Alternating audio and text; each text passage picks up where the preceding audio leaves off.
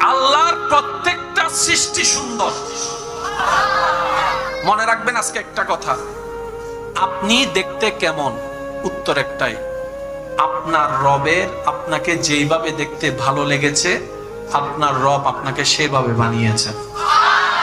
আজকে থেকে যদি কাউকে একটু কালো দেখেন ব্যঙ্গানো যাবে? আজকে থেকে কাউকে যদি একটু থোতলা দেখেন ব্যঙ্গানো যাবে?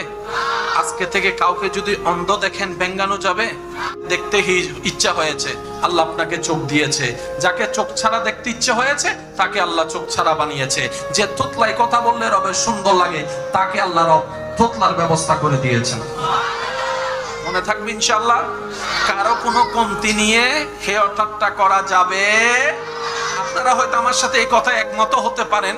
আপনাদের এলাকায় দেখেছেন কিনা আমি জানি না, একটু যদি মনে করেন আপনারা বলতে পারেন। অনেক মানুষ আছে সুস্থ